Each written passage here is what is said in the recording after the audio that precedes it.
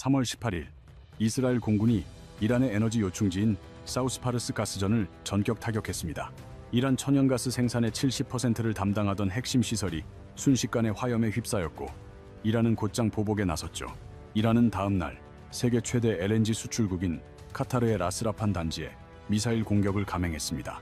설상가상으로 3월 31일에는 이란 의회가 호르무즈 해협 통과 선박에 30억 원의 통행세를 부과하는 법안을 통과시켰습니다. 가스가는 한 달 새 73% 급등했고 브렌트유는 $112를 넘어섰습니다. 왜 이 사태가 우리의 경제를 흔드는 걸까요?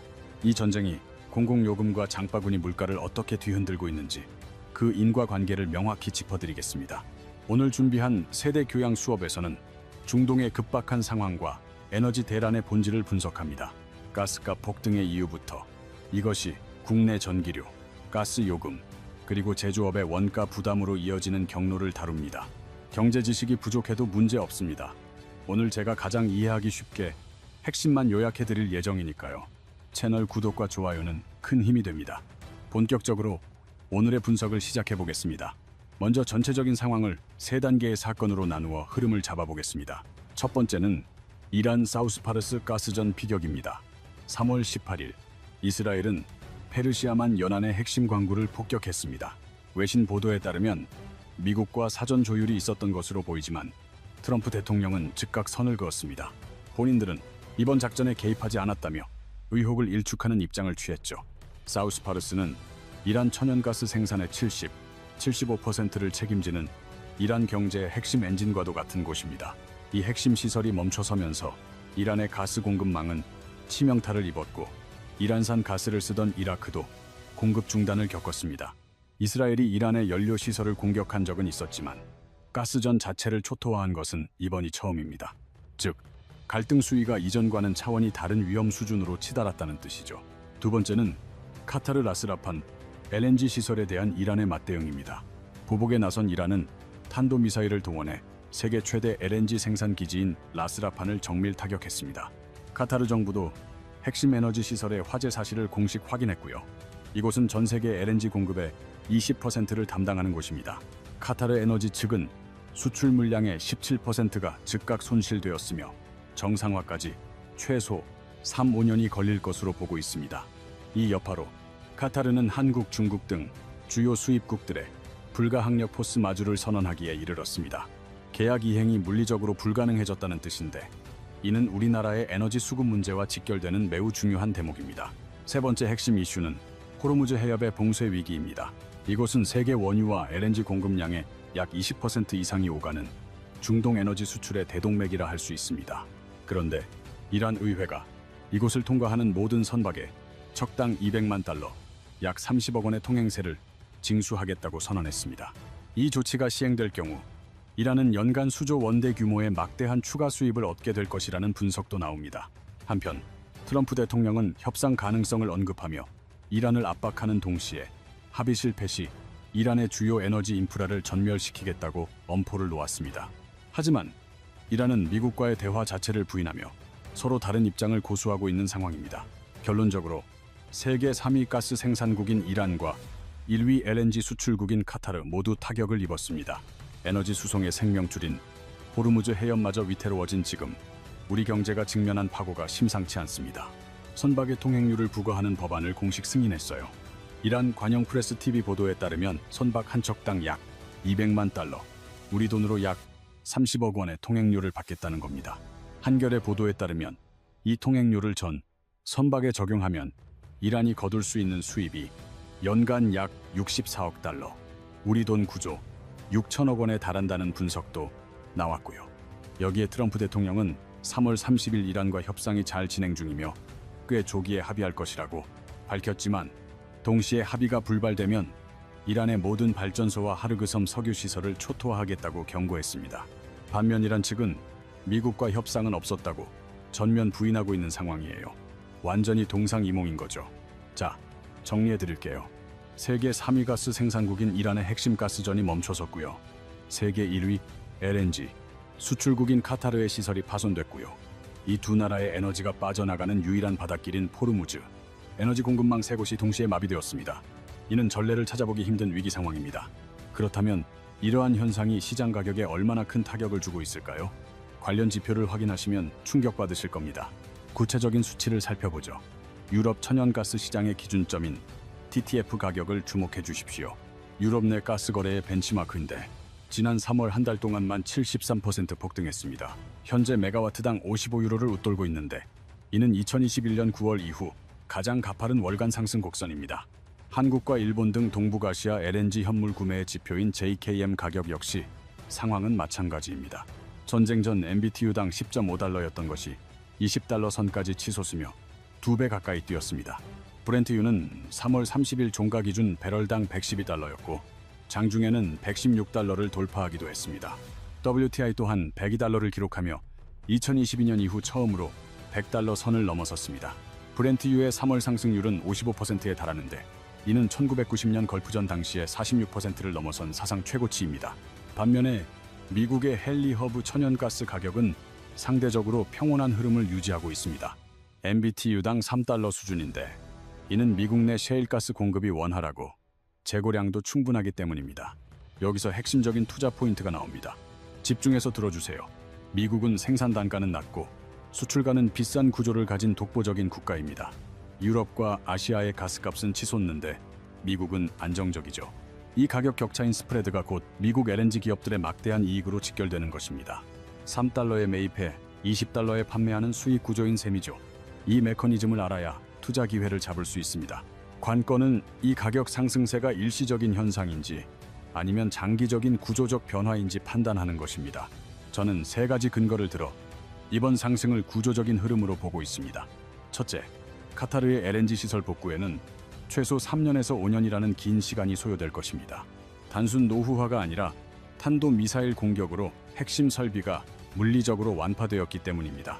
산이어 에너지 측도 수출 능력이 17% 손상되었다고 공식 인정했으며 연간 280만 톤의 공급 차질이 예견됩니다. 전쟁이 당장 멈춘다 해도 파괴된 설비가 복구되는 데는 막대한 시간이 필요하다는 것이 핵심입니다. 둘째, 호르무즈 해협을 둘러싼 리스크가 실체화되고 있습니다.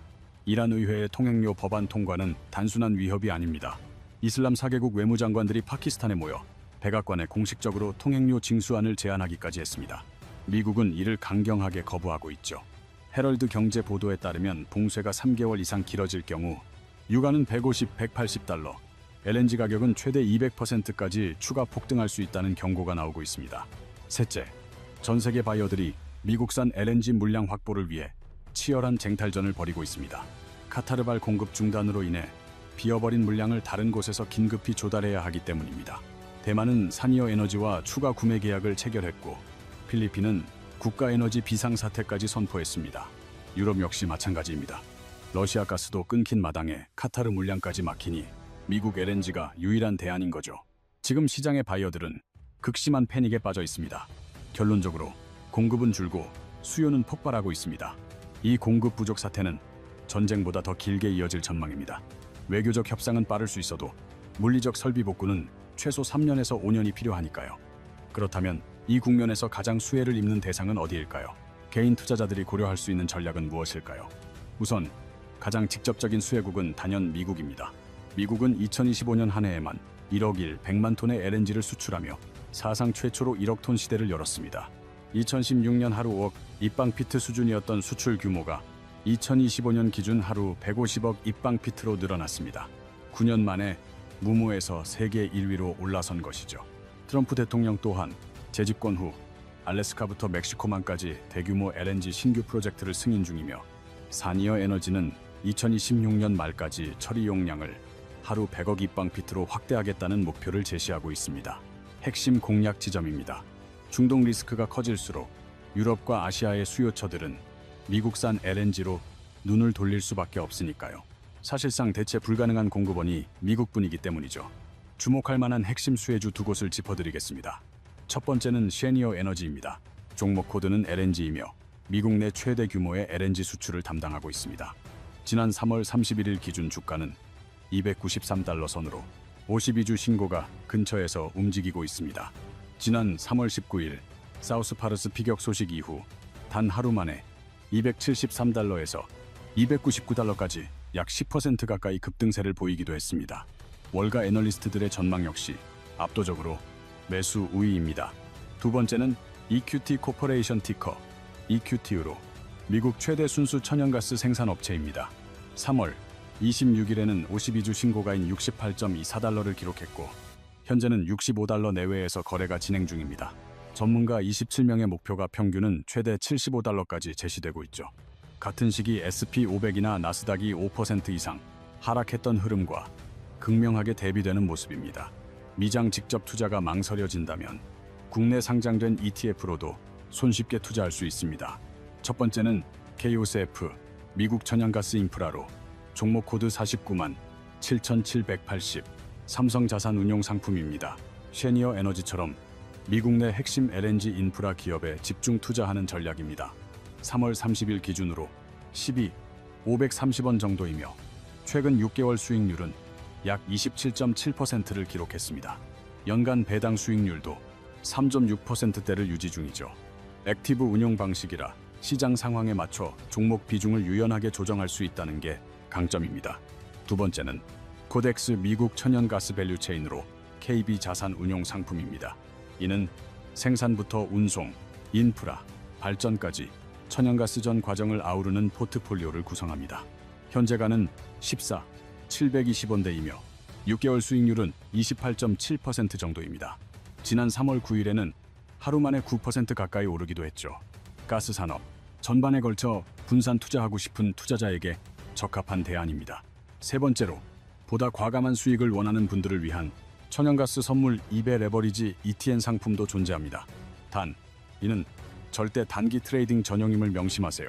장기 보유 시에는 선물 롤오버 비용 때문에 가격이 제자리 걸음만 해도 원금 손실이 발생합니다. 절대 장기 투자용이 아니에요. 언급한 상품들은 모두 일반 주식 계좌를 통해 원화로 편리하게 매매하실 수 있습니다. 자, 투자 이야기만 할 수는 없겠죠. 사실 더 중요한 사실은 투자를 하지 않는 분들에게도 이번 전쟁이 실질적인 타격을 준다는 점입니다.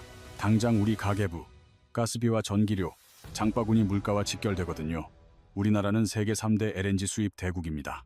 2025년 기준 연간사 670만 톤이라는 역대 최대 물량을 수입했는데 그중 카타르 의존도가 약 15%에 달합니다.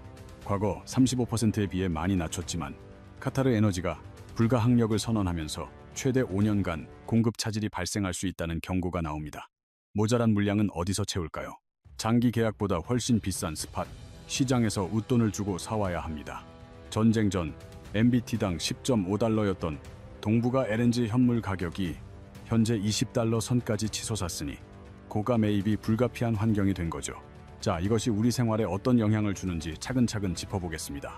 먼저 도시가스 요금입니다. 한국가스공사가 비싼 가격으로 LNG를 들여오면 그 원가 상승분이 결국 도시가스 요금 인상으로 이어질 수밖에 없죠. 업계 분석에 따르면 전쟁 이전과 비교해 천연가스 도입 단가가 2배가량 폭등했다는 분석이 나오고 있습니다. 지금 당장은 정부가 2분기 가스 요금을 억제하고 있지만 이 상황이 지속되면 3분기 이후에는 인상이 불가피하다는 게 지배적인 견해입니다. 전기료도 마찬가지입니다. 국내 발전 구조상 LNG 발전 비중이 매우 큽니다. 가스 가격이 오르면 발전 단가도 상승하고 한전의 부채 부담이 가중되면 결국 전기요금 인상 압박으로 돌아오게 됩니다. 현재 한전은 2분기 연료비 조정 단가를 kW당 5원으로 묶어두었습니다.